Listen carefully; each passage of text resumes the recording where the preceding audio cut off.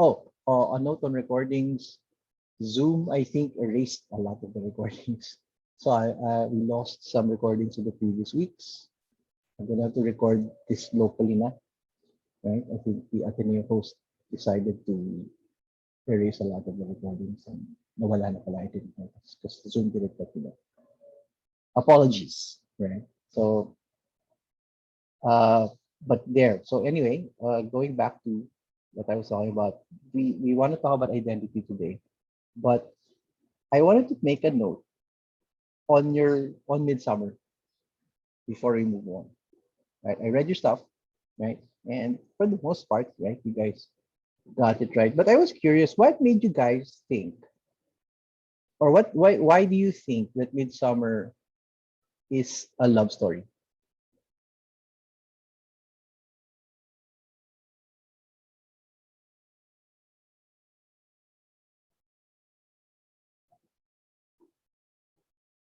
Oh, Bea, go.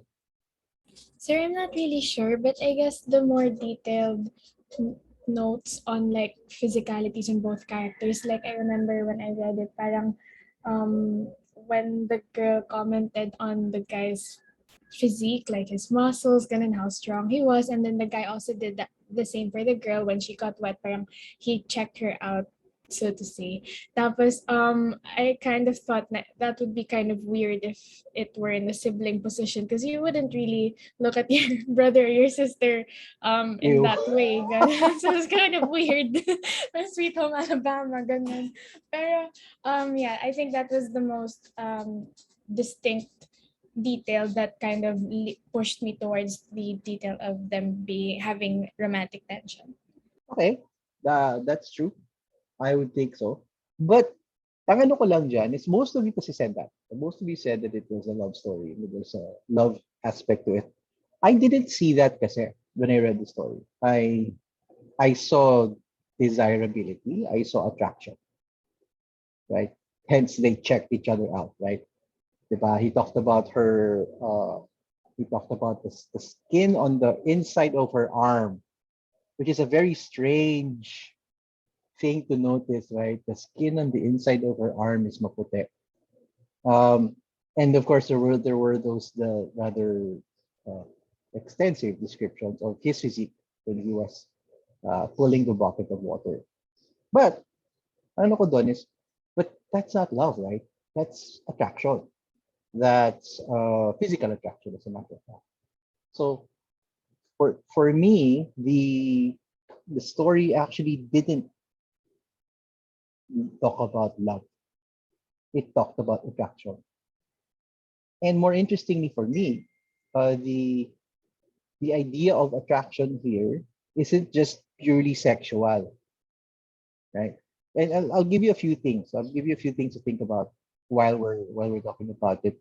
Um, in the story, as far as you remember, now in the story, who noticed who first? Did Manong notice Ading first, or did Ading notice Manong first? Who do you remember? The girl. Yeah, Ading noticed first, right? How do you know she noticed first? Because he said that she saw him, right? And then um, Manong goes to the watering hole and Ading follows, correct? Right? Those are the events. Ading follows. And then she gets water. And then what happens next?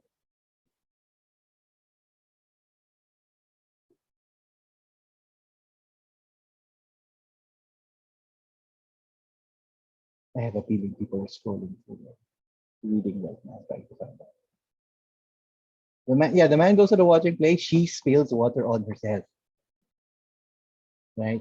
And to me, that's a very important point because even if it seems like it's an accident, you have to think about it.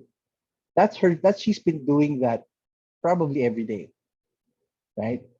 She does that every day. She gets water from the place every day, and she notices the guy. And when the guy is there, she goes, "Oops, I spilled water on myself." And of course, right, adding this is I know this is the day and age before braziers. Women did not wear braziers during this time. And so when the water spills on herself, of course, what gets shown, right?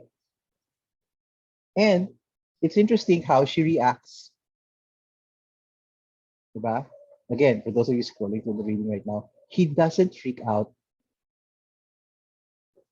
She doesn't freak out. She doesn't try to cover her chest. She doesn't do anything, right? She walks past him. Bah, exactly. So there is therefore this thing about pabebe mo. There is this thing about adding, you know, doing that and then walking past him so that she's sure that he notices her. And then she goes away, right? She goes away, she goes back home. It's not diba, if that were a more typical accident, the person would freak out. I mean, kahit kayo, right? You accidentally pour water and you suddenly are walking around with a wet towel. For the women, lalo na, right? You will freak out, right? You'll try to protect your chest. And for her, she didn't. And to me, that's very telling, right? She did it. And so she leaves. And of course, Manong is stuck there with his cow, right? And of course, he talks about it to the cow. And he says, Paputi. And it's an interesting thing that he says, right? The insides of her arm are white. And it's like, you know how close that is to like, right? So I think it's a nice way of saying you saw her, stuff. And right, and so that happens. He eats, and then she comes back. Right, he spills water on his food. Remember, he's eating. She spills water on his food, and she said, and then he volunteers to get water for her. Diba? And what does he do when he gets the water for her?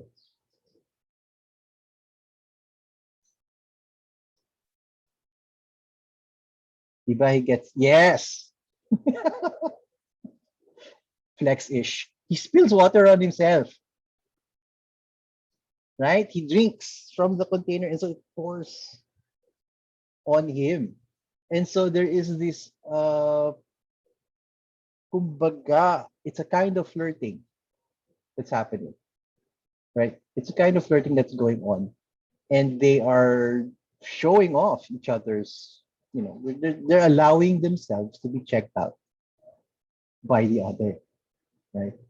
And of course, there's that idea of where does that lead to, right? And it goes to and then of course if you get those and then you listen to what she says na I told my mother about you, then suddenly diba, it's a different story. It means suddenly like, oh wait, there's a lot more going on here pala than just these two meeting. And then diba, and hence the ending where he says he felt like he could follow her anywhere. He just felt so strong.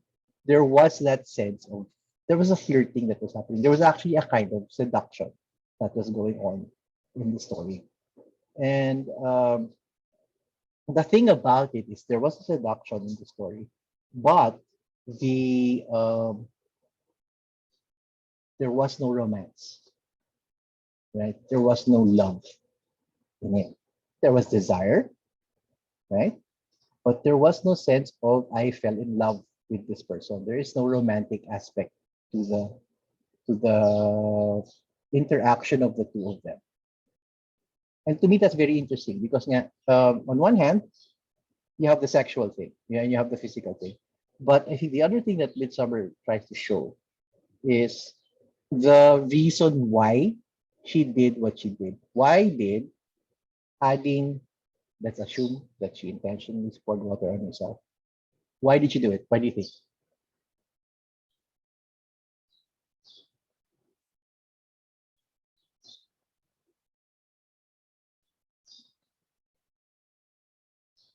To catch his attention? Yes. Why would she want his attention?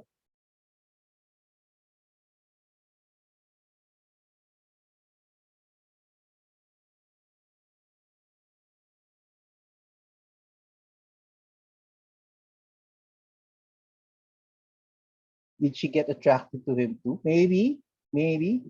Think of it this way though. Remember their discussion when he was eating, right? And he was eating, if you remember, the story gave a very clear description of what Manong was eating. He had rice, he had shrimps, he had dessert, right? And so, go ahead, Ron. So, diba? He had rice, he had shrimps, he had, and when they were talking about it, she was saying that they didn't have that much food. Remember? So, and Manong has a cow, right? What does that? Yes, she's bagging a husband.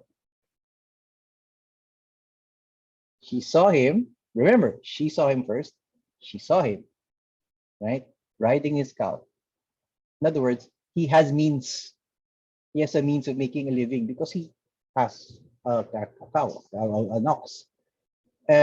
Plus, the food that he was carrying meant that he could afford food, very better food than what they had. So he was kumbaga, wealthier, better off than they were. And so he was what? Husband material. Right? And how does she bag a husband? She makes herself attractive. How does she make herself attractive? How does she get herself noticed? She gets herself wet with water, right? Which connects to the ending. That's why I told my mother about you. It's not just legal that she wants. She wants him to marry her because she would improve the state of their family. Right. Then that's those are the things going on inside the story. There's a version of the story that actually is a little different, right? The ending is yun nga, no, I've told my mother about you. You can come and rest. And there's a line that was there that isn't in the story anymore. Eh. We have no neighbors.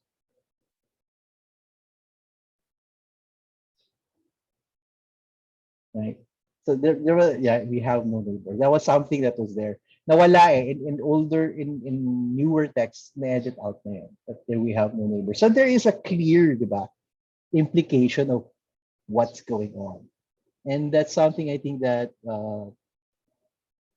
to me is an interesting thing about Midsummer is that it showcases uh, I guess a kind of courtship and a kind of seduction. But there is no romance in it. There is no love.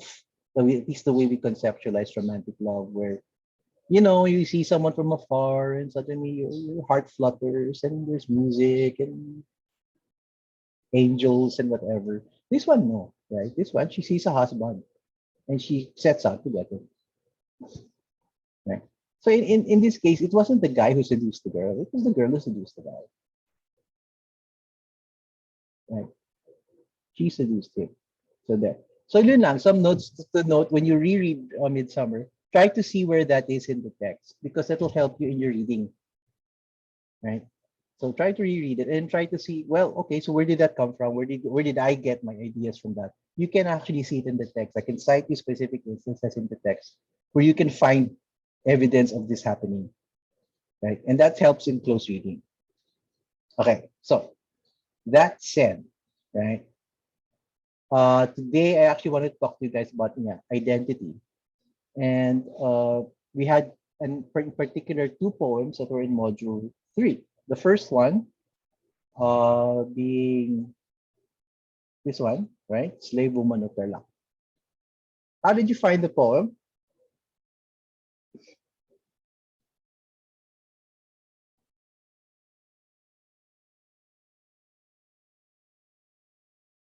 Allah. Did you read? I hope you read it, right? Different? Why different? You guys, okay, yes, it's very heavy. It's true. Did you guys get it though? I'm sure you did. It's not hard to get, right? Um, but do you have any questions about things like maybe the imagery in the poem, right? Or I think the dramatic situation is pretty clear, but there are some very interesting, wait a minute, since I can call it up. There are some very interesting images in the poem that I thought we'd like to pay attention to. Call up the film so we can have a look at it. There you go. There. Let me share the screen so we can all look at it together.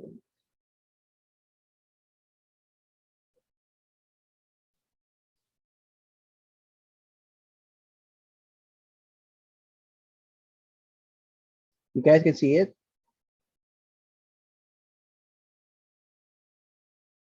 I'm sorry, I Yes, sir. can't.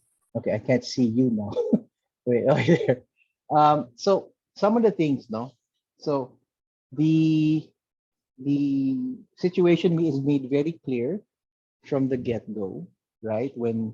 Uh when the poem begins with 6 months since she arrived and she doesn't speak, and the idea of she must have been changed. So you already have very clearly the idea of this woman being having gone through some sort of abuse and trauma. Um, but you get the image of tall men, more so those with shadows on their lips. You get what that means?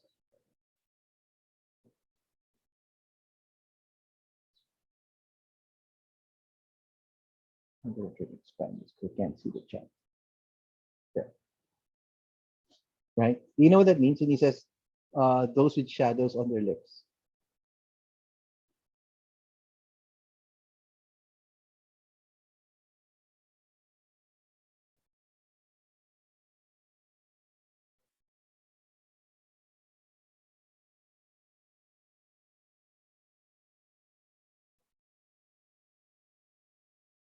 No one wants to guess.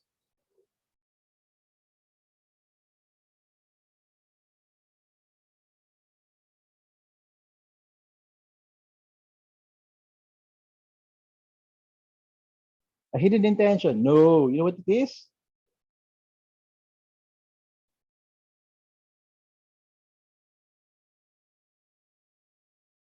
What is that? Yes. Facial hair, beards. Why? Why would the woman be tremble at the sight of these men who have shadows on their lips?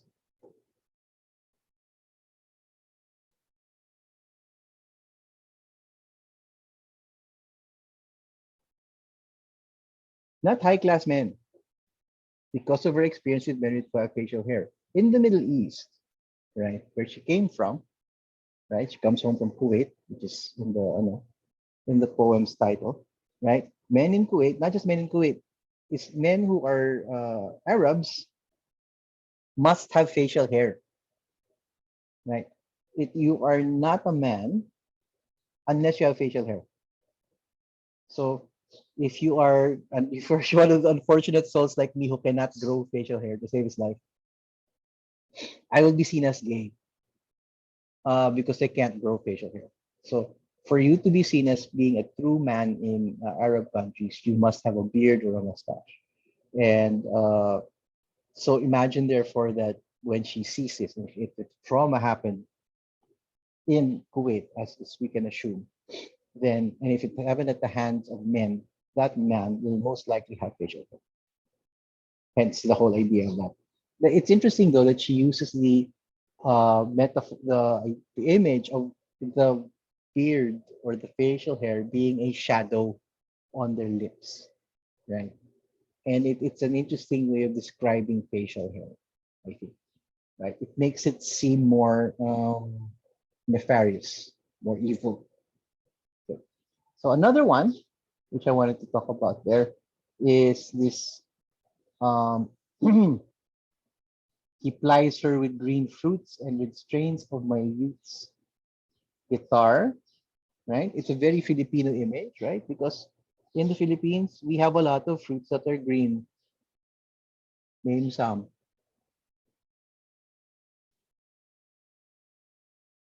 Mango. Yes, green banana. You don't eat green bananas, though. Papaya, guayabano, right? Star apple. Diba? It's very common. Watermelon. And so here, right, we have uh we can I think um she would be her husband, right? She would be her husband, and he's trying to get through to her by singing to her by offering her fruits of here, fruits from here, in an attempt to um,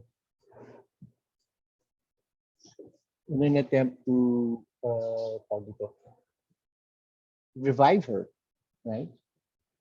And instead, she is stuck, right? She wraps her hair about her like a robe. She clenches and unclenches her fist, right?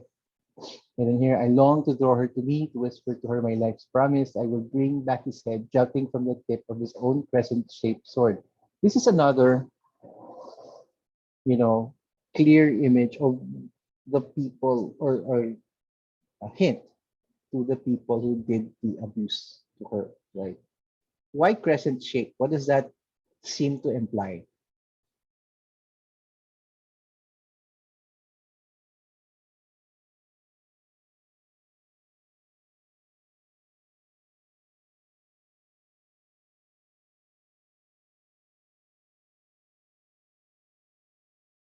The religion, correct, right? Islam has a crescent on it, a moon, right? And so, the crescent shaped sword, that's one. The other one is uh the sword of the Muslims is Allah, I forget what it's called. But it's a crescent shaped sword. It is a curved sword um as well. The scimitar. Thank you, Vince. Age.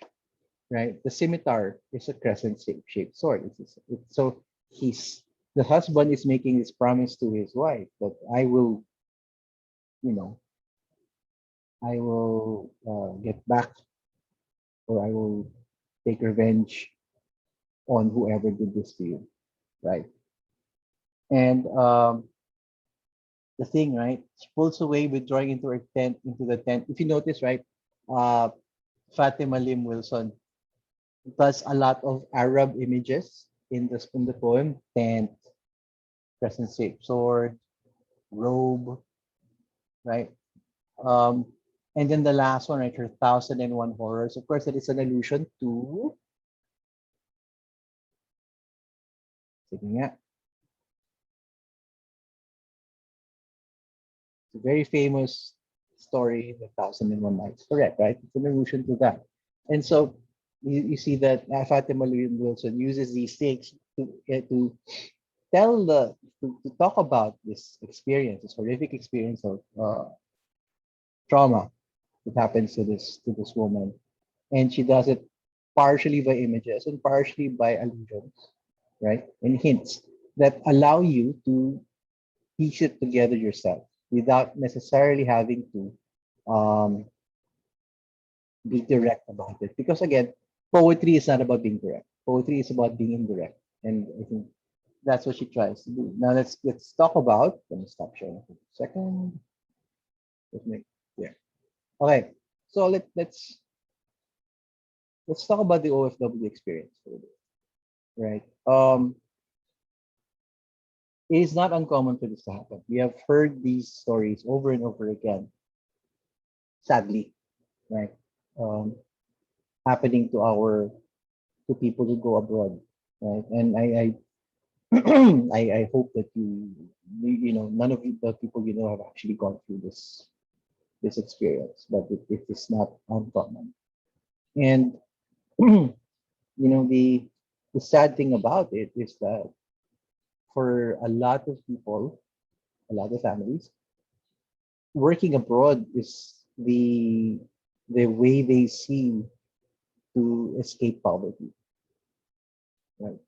And that could mean, you know, exposing yourself to this kind of risk, this kind of abuse. And even then, even without the abuse, right? If I think you've seen the discussions about how the OFWs do suffer pa rin, even if they weren't abused, even if they're working well, and it's really just the separation that they have to go through. Do any of you have like relatives who are or family members who are working abroad?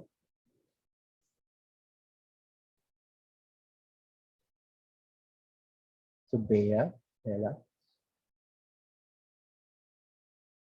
right? It's hard, right? So there's a bunch of you here who have relatives or people working abroad. It's difficult.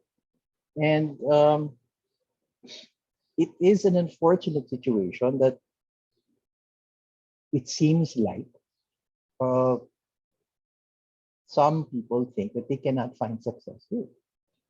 And it's not just among the poor. I mean, it is, of course, very common among people, lower income families, to want to go abroad to try and boost their income. But even among the middle class, like I have batchmates who did the same thing. They went abroad and tried to find their fortune out there. Some succeeded, some did not. Right? One of my friends went, and I think after a couple of years came back kasi hindi niya kaya, he didn't get anywhere. But that I think that it's a situation that, you know, shouldn't be allowed. Should be different. I mean, if people want to go abroad to work, um, it shouldn't be just because they want to make more money, and it shouldn't be this kind of punishment that you separate yourself and you cannot come back unless you have earned enough. Parang hindi naman dapat ganun. If you want to work abroad, but it should be something enriching to the person as well, right? And it should be easier now. I mean, in all honesty, if we're already a CN member, and it should be that a CN members can work in the countries that are members, and it should be simpler to work abroad, right? But that's for people like you and me, right? People who have access to that kind of thing. For lower income groups, again, it's not as easy. Do you have any comments about this?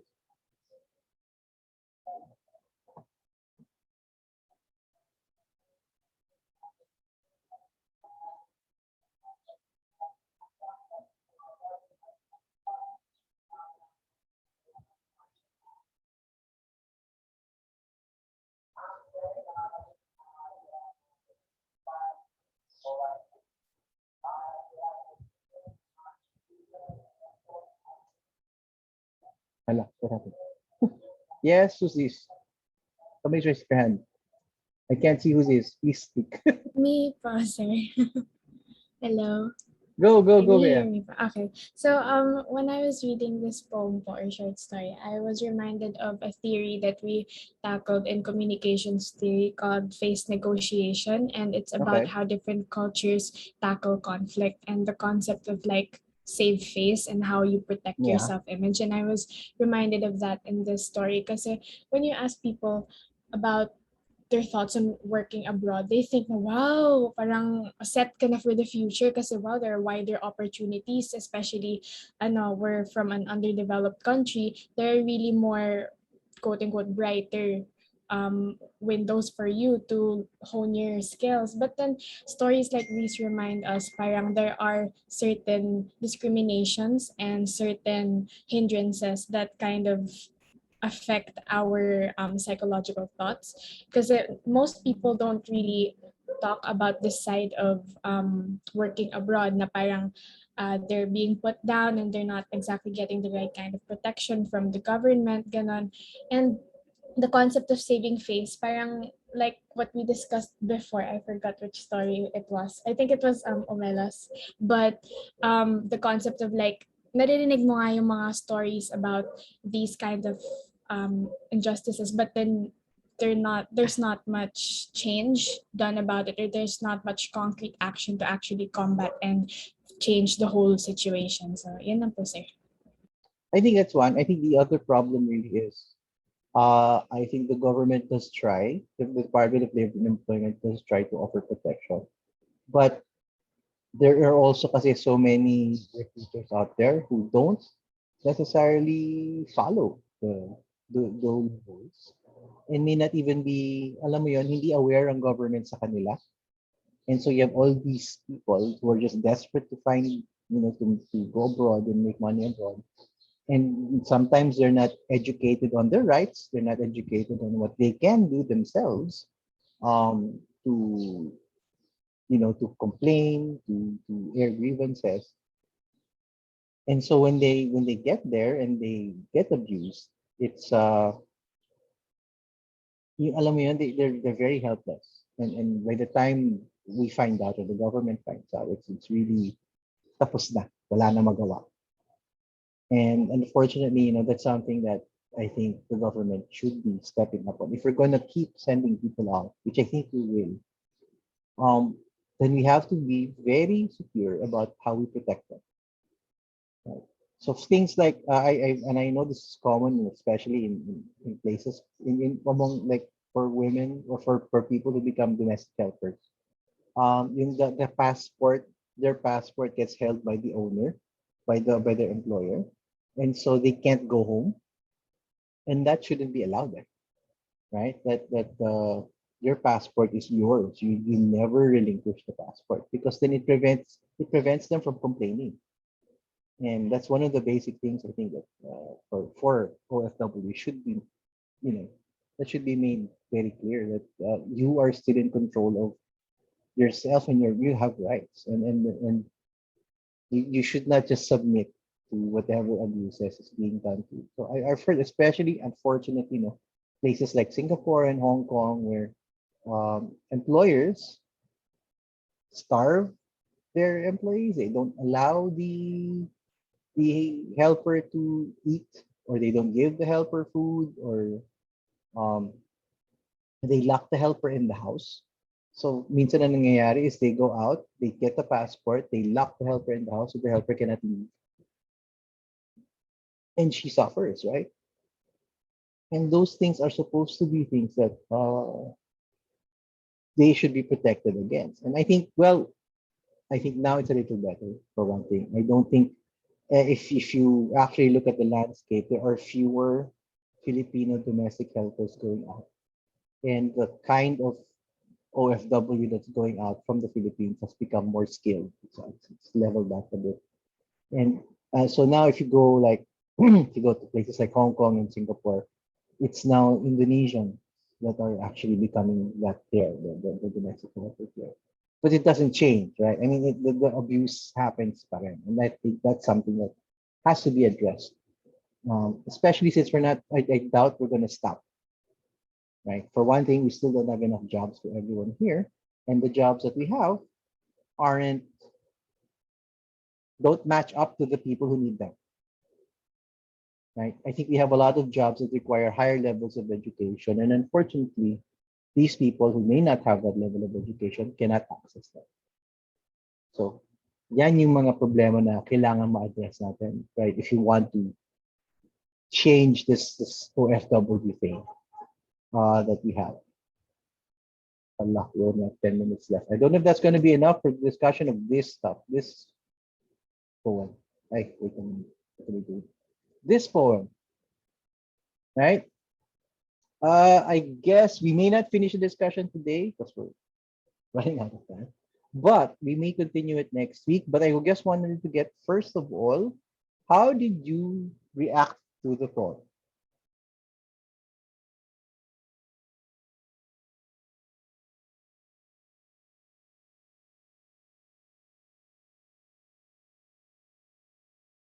This is Sophia, go. Sir, personally, I found it difficult to grasp. Okay. Parang I had to read it a lot of times, and then I was so confused what's happening. Kung like if I'm going to base it sa picture, they're dead people, like may patayan po ba, or if I'm going to base it on the text itself, there's like about love po ganyan. So I was really confused po. Was anybody else confused? It's okay. You can show your hands. Just so I know, just so I can explain what I think happened in the poem. Okay. So why don't they okay. Okay. So there's a bunch of you. Okay. So here's what I think happened in Wishbone. Right. You have the persona in the poem. And the persona and his friend Henry have just gotten into a gunfight. Right? And the result of it is that the persona has been shot. Right? The persona has been shot. And there is a dead person on the other side. And the thing is, right, The first line of the poem, let's share it. Baka mas madali. Let's share the screen so we can talk about it at the same time.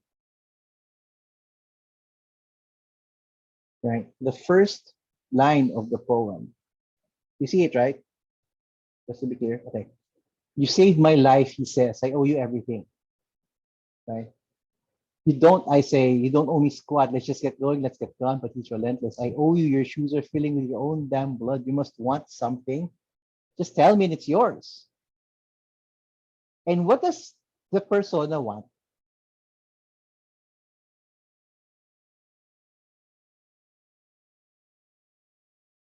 What does he want? What do you think?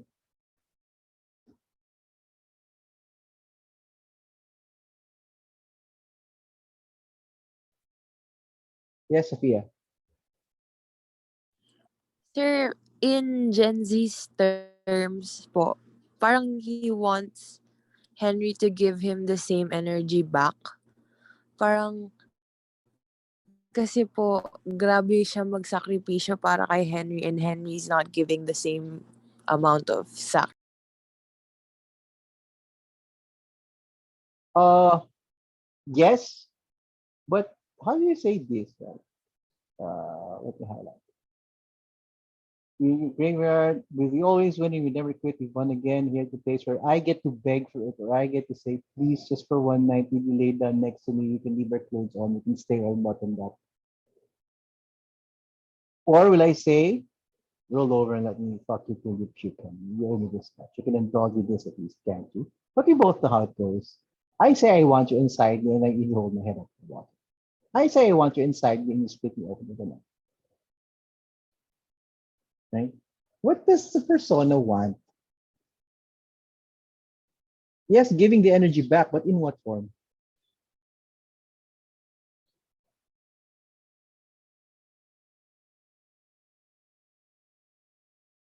Commitment. Are you aware that the persona is gay?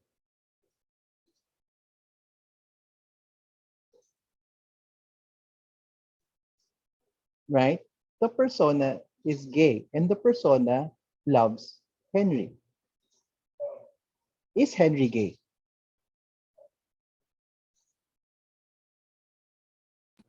I don't think so, sir. Right. And that's the problem. You get? That's one. Number two, is Henry aware that the persona is gay? Yes? You think so, Ella? Kasi to me, the reason why Mukhang I hindi din, sir. diba? Kasi this one, no? I say I want you inside me and you hold my head on the water. I say I want you inside me and you split me open with a knife, right? It seems like it's not just that the persona, the Henry is not aware that the persona is gay. Henry is homophobic. And the persona is in the closet. And now that the persona has been shot and is potentially dying, and Henry is saying, you must want something, I'll do anything for you, right? Here's the persona going, right? Let me go back to the top, right? Here's the persona going, let's just not talk. Not because of me, because I'm always saving, you're always owing. You never need it anyway, right? It makes you ashamed. So in other words, the persona is saying, you really want me to tell you what I want? Really, really? Pero if you do, bugbugin mo ako. If you do, papatayin mo rin ako. Right? And so you have this crisis that's happening inside the persona where he wants to tell Henry that I love you. He wants to tell Henry that love me. But he knows that if you do that, there is a chance that he will not have Henry anymore. Right?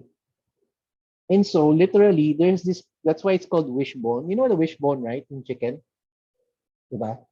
And you hold two ends of the wishbone and you can pull on it, and whoever gets the larger size of the bone, supposedly, supposedly, gets the wish, right? And in this case, the wish there's this choice that's happening here, and he kind of says it at the end of the down, right?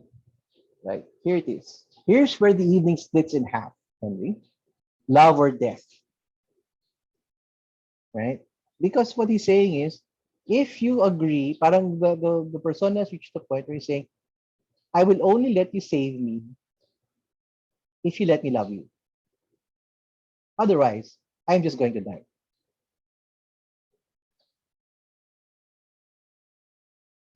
Right? He kind of says it here. See, so let's see. I'll be your slaughterhouse, your killing floor, your morgue, your final resting, walking around with this bullet inside me. Because I couldn't make you love me and I'm tired of pulling your teeth. Don't you see? It's like I swallowed your house keys and it feels so natural. This bullet's already here. It's been waiting inside me the whole time. Right? Do you want it? Do you want anything I have? Will you throw me to the ground like you mean it? Reach inside and wrestle the bullet it out with your bare hands. If you love me, Henry, you don't love me in a way I understand.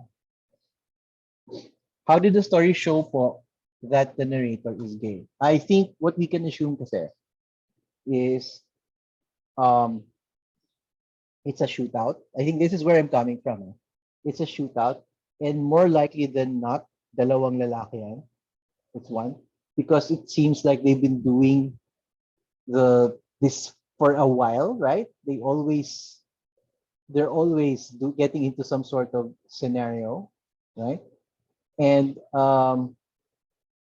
there is this idea of there is this hesitancy that the narrator has that if the narrator was female, it wouldn't be as big of a problem.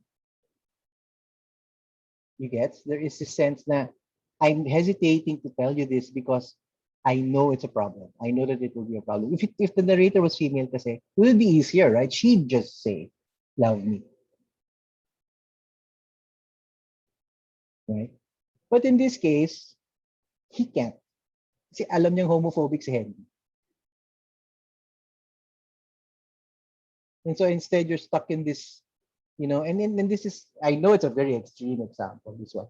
But I think what Richard Sicken wanted to demonstrate here was the tension felt by a homosexual in the closet, right? It's not necessarily that they get into shootouts and stuff like that, but there is that tension, especially, let's say, uh, a, a person in the closet who happens to be in love with a straight person and can't tell him. And there is this fear of if he tells him, then they lose the friendship. Right. It's not as extreme as this, but I think the point of this one is it's really dramatic because it emphasizes that dilemma, right? It emphasizes the dilemma that maybe some people in the closet have. I mean, what if that's the choice, right? Love or death, make a wish. And I think that it's an excellent poem for that. I think that this is one of my favorite poems actually, because of how well it demonstrates this dramatic thing that's going on, and the way it actually is told. This is best, by the way, if you wanted to try it, the best way to read it is aloud. You try to put yourself into the position of the persona and